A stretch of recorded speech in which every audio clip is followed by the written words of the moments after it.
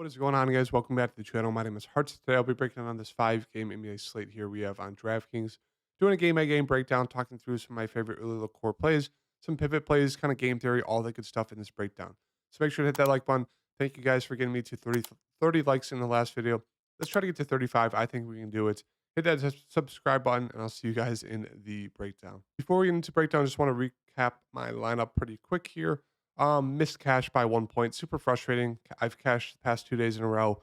Last night would have been 3 days in a row, but unfortunately, both greens were 7%, and they absolutely screwed my lineup. As you can see here, Steph with almost 69 fantasy points, 50 real life points. Hardy, super chalky, but 36. Kawhi, chalky, 52. Draymond Green, of course, I had originally had Wyndon Gabriel, and I was paying down at the guard spot. But then I was like, oh, maybe I'm going to get super different, get to Gorgie Dieng, super risky, but a very, very sharp play. And he didn't get any first quarter minutes, but got subbed in the second quarter. Just missed a few shots. Could have scored even better, 1 of 5. So a few more baskets. He could have been super solid there. Would have been a great pivot play, but he was okay. But yeah, Draymond Green screwed me there, 7%. Had 18 fancy points in the first half, only got 8 in the second half. It really makes no sense. Super unlucky there. Uh, and then Jalen Green, kind of the same thing. I really want to get to KPJ. Couldn't afford the $100 more because I wanted to play the rest of the guys in my lineup, and then I didn't want to pay down for Tyler Hero just because he's been the third option, and so I just felt better with Jalen Green with no AD. Just a way better matchup for him. He's going to shoot the ball a ton, right? Classic Jalen Green. No, 2 of 5 in the first quarter, 10 fantasy points. I'm like, okay, that's fine. Zero fantasy points in the second quarter. I think he had 2 in the third quarter, and they had like 5 in the fourth. It's like really 7%. He has one of his worst games of the season. He only shoots it 13 times. Like, what?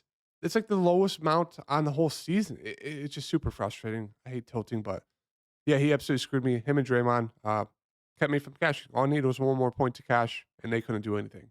Then Josh Green was fine. Mommy was fine. So yeah, that's the breakdown.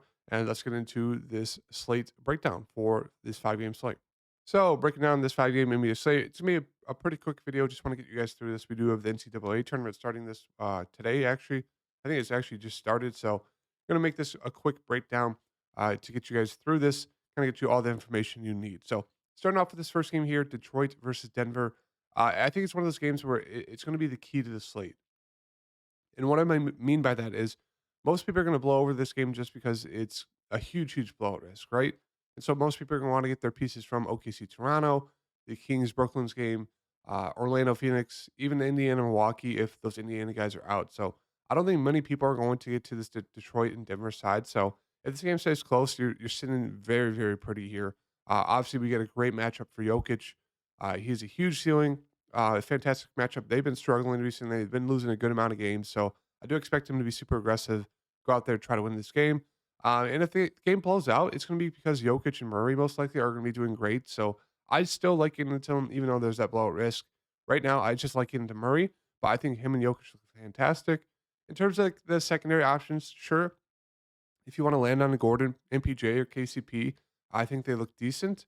Um, in terms of value, you can get super risky to get to Jeff Green, but there's really no like blowout value you could play and feel safe about. So right now, it's really just me, Jokic and Murray for me, pretty much like every slate for the Nuggets.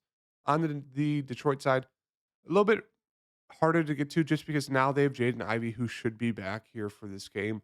With him back, it kind of takes out the ceiling for a guy like Killian Hayes, really lowers it. Ivy's had a solid ceiling, as you can see, the past few games as well. So it's like, if you want to take a shot on that, you can. I don't mind it, but we're not getting him at a great price tag of 7K. He's priced about right, maybe a little bit too expensive. Same thing with Wiseman. You should see mid 20 minutes.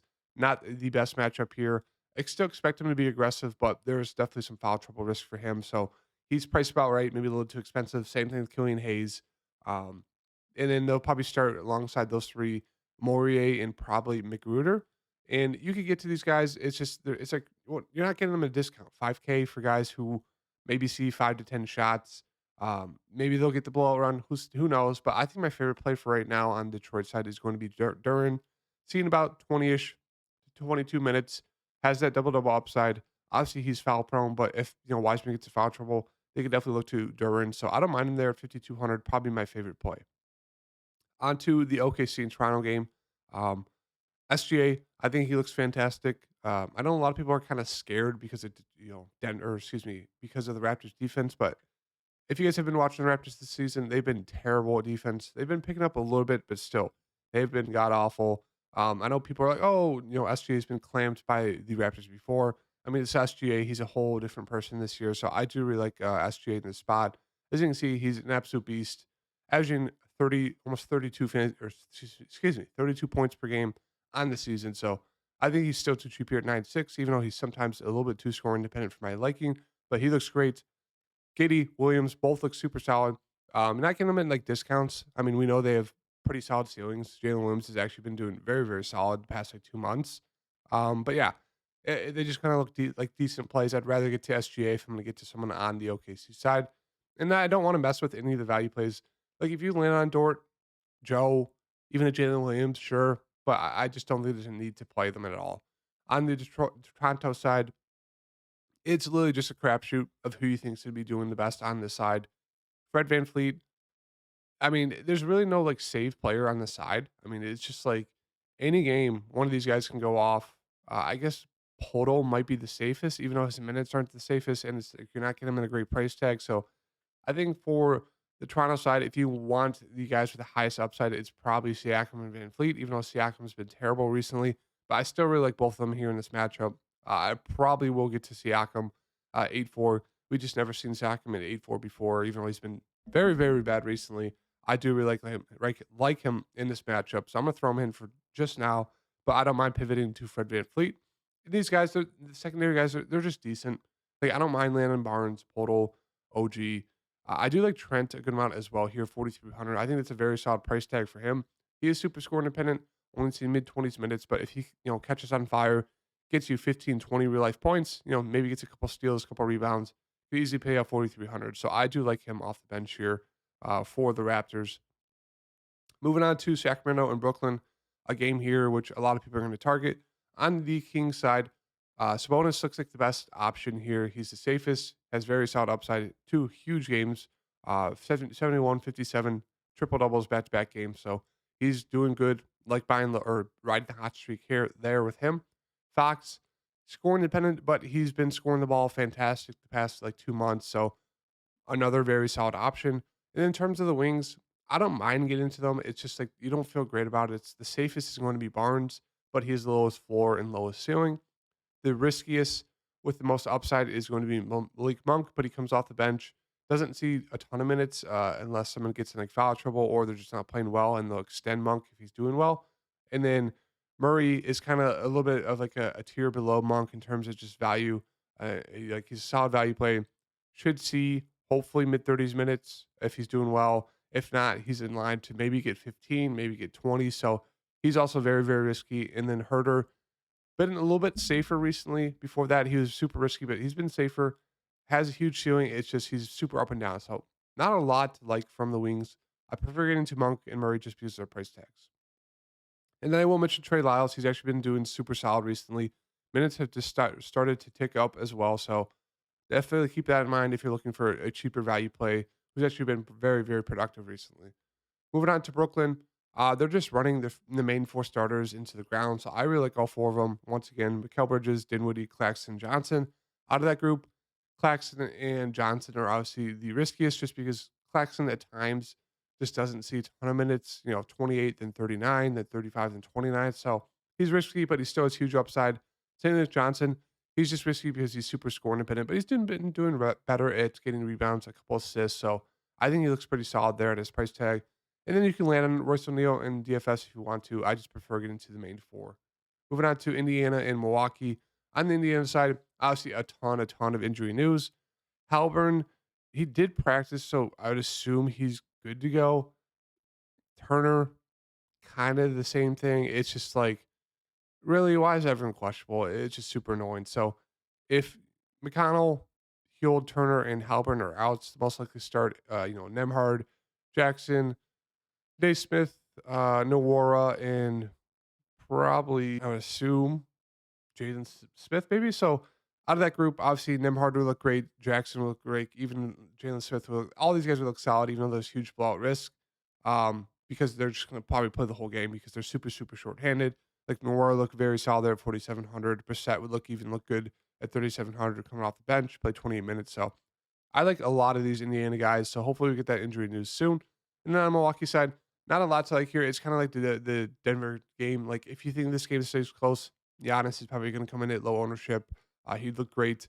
Brook Lopez is questionable. If he misses, maybe Bobby Portis starts, or maybe they just bring in a guy like Joe Ingles or Jalen Carter in the starting lineup. They'd be okay values, but right now, really just prefer getting to maybe Bobby if he starts, or if even if he comes off the bench, I don't mind him, or maybe taking a shot on Giannis.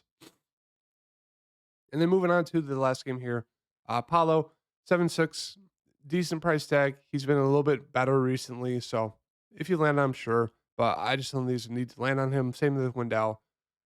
Just really no need to get to these guys. Fultz, I do like Fultz a good amount here. Should see 30 plus minutes. He's been very, very steady, and he has actually a decent ceiling as well. So I think he looks pretty solid here at 6,400 in a matchup against Chris Paul. Rest of the team, if Gary Harris misses, Jalen Suggs could start. He'd be okay. Cole Anthony is okay. It's just elevated price tags. If you want to land on Franz Wagner, sure, that's fine. I don't really mind it. But yeah, right now the standouts to me probably are going to be one of the top three guys for Orlando. And then moving on to Phoenix, I think Devin Booker looks great in this matchup. Obviously, been scoring the ball fantastic. Sometimes he is a little bit scoring dependent, but we know he has a huge ceiling as well. So I do like Devin Booker playing huge minutes there. Chris Paul looks decent. We know he's upside. He's been a little bit more aggressive recently with no Kevin Durant, and it has that double double upside. And I do like Aiden a good amount, 7,400. He should be. They've been getting him more involved recently, especially with KD out, which you like to see 15 shot attempts, 19, 19. So looks like they're trying to feed him. I do really like him. So at 7,400, I think he looks very, very solid here. Going to throw him in there for right now. And the rest of the team, if you want to land on like a Kogi, he looks okay. Decent player. Just really hope he hits the shots. Torrey Craig, kind of the same thing. If he's out, it's just more minutes for a guy like Terrence Ross, maybe a few more for Okogie. Maybe they'll dust off a few minutes for like Wainwright, Damian Lee. So no real standouts for me for the value. If you want to take a shot on Ross, you could. He's just super score independent. But right now, it's just kind of the main three for me on the Phoenix side. And that's going to do it for the breakdown today, guys.